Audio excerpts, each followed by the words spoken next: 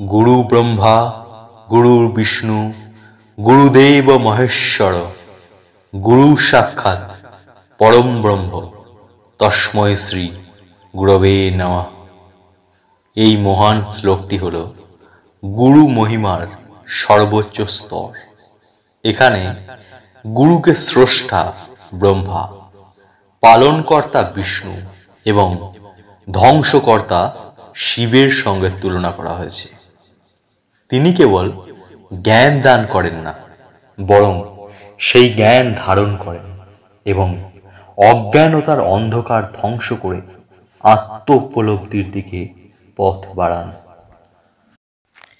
গুরু ব্রহ্মা এই শ্লোকটি কেবল একটি স্তোত্র নয়, এটি আধ্যাত্মিক চেতনার এক মহামন্ত্র। প্রতিটি শব্দে নিহিত রয়েছে গভীর দর্শন এবং জীবনের দিক নির্দেশ।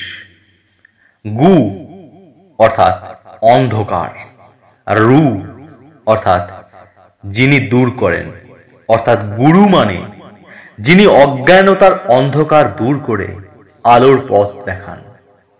আরো গভীর অর্থে বলতে গেলে এটা বলতে হয় গু মানে গুণতীত বা তিনটি গুণ, সত, রজ ও তমস, এটি অতিক্রম করা, এবং রু মানে রূপ বর্জিত। সুতরাং গুরু হলেন সেই আত্মপ্রকাশ যিনি গুণ ও রূপের ঊর্ধ্বে অবস্থান করেন। ভগবান রমন মহর্ষি এটা বলেছেন, গুরু হলেন আমাদের আত্মা।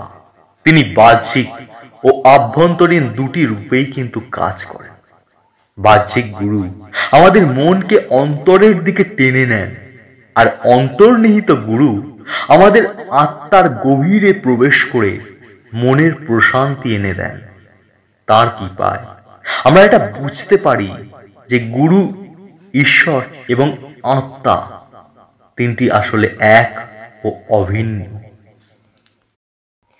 ঠিক যেমন মন্দিরে মূর্তির পূজা করা হয়, ঠিক তেমনি একজন জীবিত গুরু তার উপদেশ ও আচার আচরণের মাধ্যমে ঈশ্বর তুল্য হয়ে ওঠেন।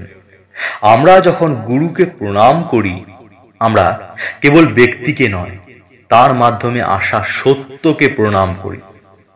গুরু ব্রহ্মা এই শ্লোকটি কেবল একটি স্তোত্র নয়, বরং এটি জীবনের গভীর উপলব্ধির চাবিকাঠি। এই মন্ত্র গুরুর আধ্যাত্মিক মহিমা, তার জ্ঞান দানের শক্তি এবং অজ্ঞতা বিনাশ করার ক্ষমতাকে শ্রদ্ধা জানানোর এক পবিত্র উপায়। যারা জীবনে সত্যের সন্ধান করেন, তাদের জন্য গুরুই হলেন শ্রেষ্ঠ পথপ্রদর্শক। এই মন্ত্র তাদের জন্য যারা গুরুর আলোয় নিজেদের অন্ধকার দূর করে চেতনায় আলোকময় জগতে প্রবেশ করতে চান, যারা তাদের জীবনকে সত্যের পথে চালিত করতে চান, অজ্ঞানতার অন্ধকার দূর করতে চান, তাদের জন্য এই মন্ত্র।